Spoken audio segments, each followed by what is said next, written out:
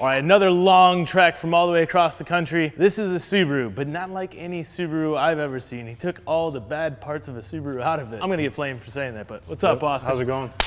Tell me what you got going on here, man. I have a 2012 WRX with an R34 GTR drivetrain swap. See, I told you. R34 drivetrain swap. That's amazing.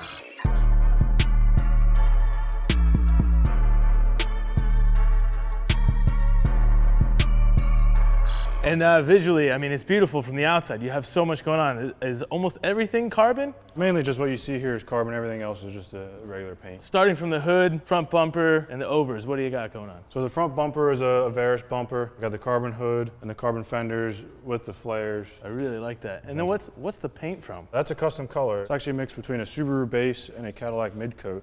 Oh, really? I wanted to go with a little bit of gold and the white pearl. Yeah, it looks really good. These are pretty cool too, like the little hood pins. And then obviously you got some really wide wheels on here. Yep, those are 18 by 12s.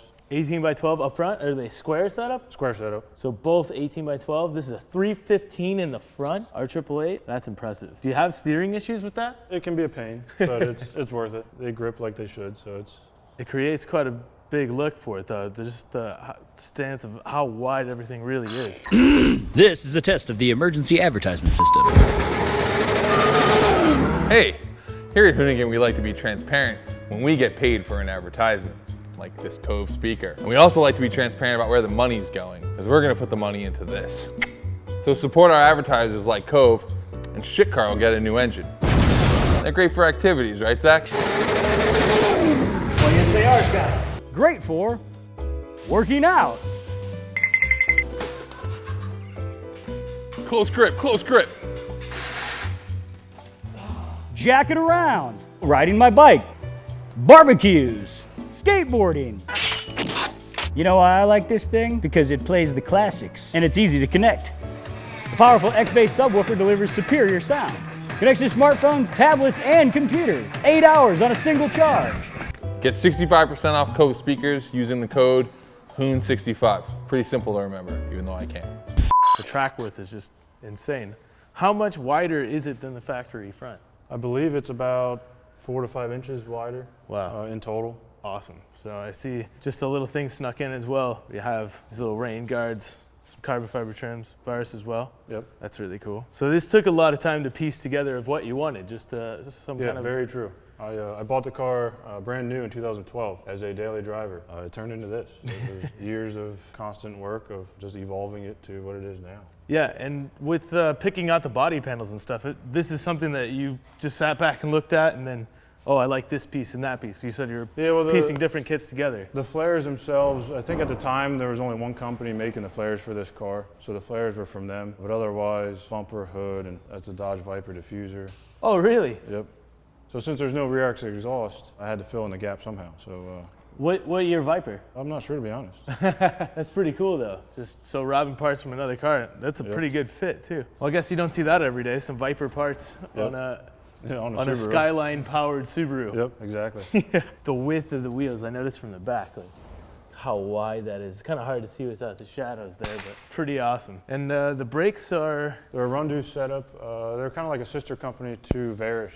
It's an 8-pot front, 6-pot rear. That's a good look to the car. So you wanted to keep the carbon look as well, just to create something different there? Yeah, before the motor swap, I had the same carbon setup for hood and fenders, and I just kind of wanted to stick with it. And I very rarely have the hood on the car, but with the carbon hood, it actually makes the car flow very well. Yeah, it looks really nice. Everything fits really well too, so that's always good to see. Let's talk about the inside now.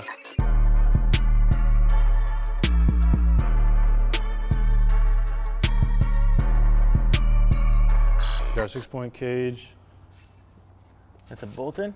Yeah, that's a bolt-in.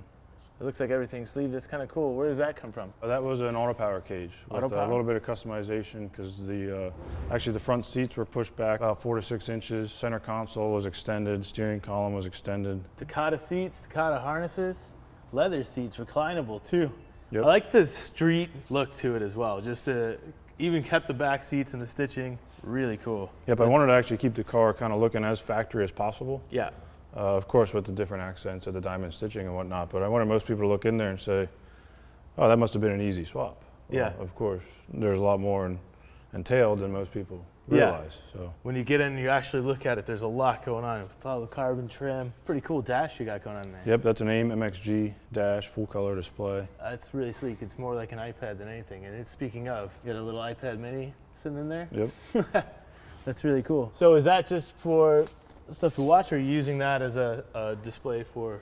I was gonna set it up for some like diagnostic stuff. I can run everything off the dash now. Yeah. So there's not really much sense in the iPad. So you're watching YouTube. It's just to pass time. Yeah. And then you got a different pedal setup going on here. Yep, that's a floor mount pedal setup. I had to do that because the all new firewall. Oh, okay. So the firewall had to be changed in order to fit the new motor? Yep, completely cut firewall and trans tunnel. Everything was notched and patched to house the motor and trans. The gauges are nice as well. Is all this custom made, or is this ordered out, the carbon fiber trim? Pretty much all the carbon fiber trim was custom made by a friend of mine, Carbon Fiber Element. He's the one that did the fenders, a lot of the interior stuff, so it flows pretty well on the interior. It looks really nice. Outside. Are the seats carbon as well? Yep, they're carbon backs from Takata. Wow, that is awesome. And even some of the trim inside the door. Do the rear doors open? Yep. Oh, so you have the whole door card is carbon as well. Door cards, those actually came from Poland. So there's a company in Poland that makes the rear door carbon covers. That's insane. And the seats are just great. It's that leather diamond stitch. It's really cool. Yep, that's just a factory back seat restitched to match the front seats. Yes, it looks really good. So I guess these seats came from Takata, but were they wrapped somewhere else? Oh yeah, Exact Art in Philadelphia did the rear seats, headliner, all the Alcantara on the pillars and stuff. A lot of the small trim pieces like the like the armrest. Yeah, and that's, I mean, even the detail of that. You know, I didn't even notice it first, but having that match with the seats and everything on, it's incredibly detailed, even down to the stitching in the steering wheel. Yep. So that's pretty cool. And carbon on it. So you kept that theme throughout the entire car. Yep, exactly. Like. Do you have anything going on in the trunk? Yep, trunk houses the dry sump as well as fuel fill filters or my pumps in there. The pumps are all in here? I can pull it back. So that's kind of where I house everything. That's so really I fill cool, up man. at the pump. So. Super slick. And then that's just a battery box beside it. So the fill is back here then? Yep. That's cool. And some reservoirs for center diff and power steering. Oh, because you have a center diff now. Yep. That is going to work with all the Skyline drivetrain. Yep. So is it primarily all-wheel drive, or do you? Yep, I primarily drive an all-wheel drive, but I can actually change a setting to go full rear-wheel drive. That's one of the advantages of the Skyline setup. Then you can get the back end out and loose and have some fun. That's really cool. That's one of the things that would just change the whole dynamic of the car. See you got some little magazine goodies in there with another carbon fiber plate. That's really cool. Yep. All right, let's get down to business now. I want to see what's going on under the hood.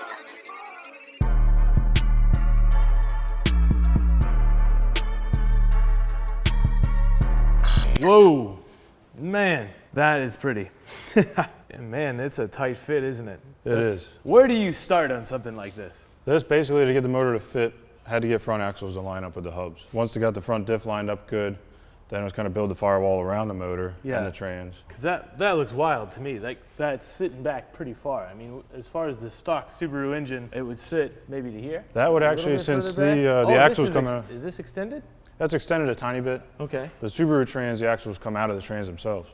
Yeah. So the motor actually sits in front of the hubs. Yeah. But as you know, they're just a small 4-cylinder boxer motor. Yeah. But with an inline 6, being back further, it actually helps with the weight distribution a lot, especially with the heavy trans. How did the weight distribution work out in this car? Do you know? I haven't actually measured it or weighed it yet, but I would assume that it's pretty well 50-50, especially with fuel tank or fuel cell, rear mounted, the dry sump, battery box, everything in the back now. Yeah, for sure. Man, this is just stunning to look at. It's all so smooth, and what a tight fit that is, even down to being notched in there. Yeah, this was an intake manifold from Custom Plenum Creations. We just got that in. Is that all actual carbon? Yeah, that's a carbon tank. Wow. Full billet runners and stuff. So. Man, and this is all titanium. Yep, titanium welding. Yeah, it's really good work. Even like the slash cuts out the roof. Yep. So twin wastegates. Yep. Turbo Smart. That's a big turbo. That's an EFR 9174.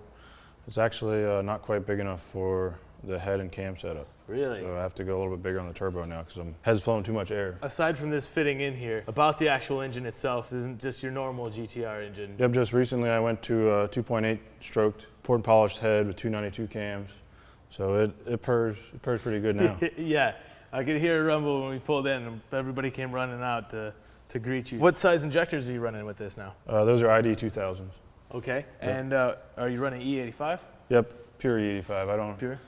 With the hood dumps, 93 just spits out too much carbon, so the E85 works out pretty well. Right, man. And so the dry sump's really cool to look at. How much oil system do you have now? The tank itself in the back is about 3 gallons, and I would estimate maybe 4 gallons total. So does it keep pretty cool then? The tank does get a little warm, but it holds its temp pretty well. As far as we know, this is a built engine.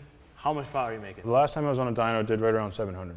700? To the all wheels. And that's going to be pretty modest for you because you said this turbo is kind of not big enough. Yeah, well, I started losing boost. About 6,000, 9,000 boost was tapering off, and horsepower numbers stayed steady, but I started losing boost. What does this rev to? Right now it's at, I think, 9,000. 9,000? Yep. Wow, that's getting the sport bike territory. Yep. That has to sound wild. Now explain some of the differential stuff that we have going on here, because you were saying you took everything from the Skyline. Yep. How does this work with the actual subframes itself? Like, how do you mate this together? So Fast of Westchester, the shop that I work with, they help fabricate front subframe, trans mount, and rear diff mount to house this motor. Use the same Subaru bolt locations, but just complete new subframe to get this to fit. So that's something we got to see underneath. Yep. We're going to have to put this on the lift and take a look at that.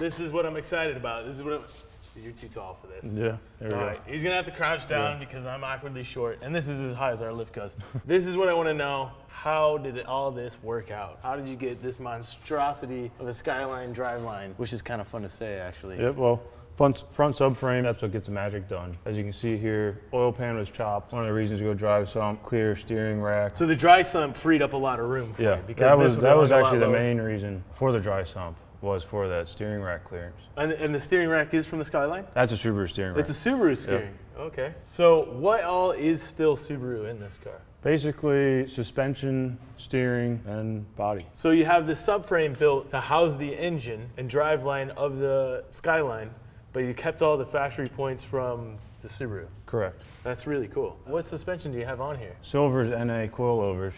They just released some new two-way coilovers that I got hooked up with. They look really nice. External dampening? Yeah, 2 ways. They actually function very well. We designed them for the heavier motor. Fits and handles really great now. So, and then this is all custom fitted for the dry sump itself? Yep, that's all the dry sump lines. The 2 big lines that run to the back of the car, to the tank and the trunk. Okay. Yeah, this is one of the other tough parts here, getting the front drive shaft boxed in good for clearance. Wow. So did this have to get pretty well cut up into the tunnel for that? Everything was cut out in the center, and then everything was pretty much built around center diff and front drive shaft. What clutch is running in this now? This is an ATS triple carbon. So is it pretty streetable? It's actually very streetable. It actually is very comfortable. It's surprisingly comfortable for triple disc. It's great. It holds a power grade, and it's very streetable. I saw you pull it in and stuff just fine without killing it. So I mean, it definitely has chatter, to be streetable. No nothing. It's great. It seems really nice. What arms are these? Voodoo 13 lower control arms. Everything else there is also based off of Subaru suspension. So this is all based off of Subaru. Yep. That's crazy to me that you're taking all the Skyline stuff, because all this drivetrain would be from a Skyline except for all the Subaru suspension. Yep, correct. This is center diff pump here. This is actually what allows me to go all-wheel drive to full rear-wheel drive. How cool is that, though? Yeah. This is a really cool build, and I'm thank you. happy to see this, and that you drive it, because aesthetically, it looks like a show car. Yeah. And that's what everybody would think about. Oh, it's just and it's not just a show car; it's a driver's car too. Yeah. And it's really cool that everything has worked out for you and put really well together. And it looks great. It sounds great. It's a really well thought out, carried out build. Cut to some dyno pulls from this guy, because it sounds amazing.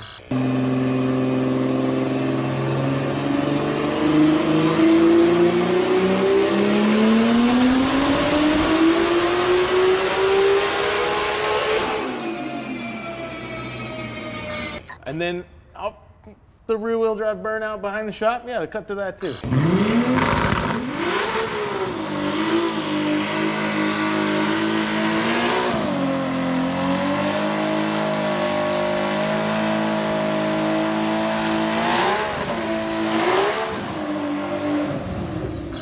Yep. So Thanks again, man. Yep, thank you. I appreciate it. It's a high five, low five thing because we're under your car.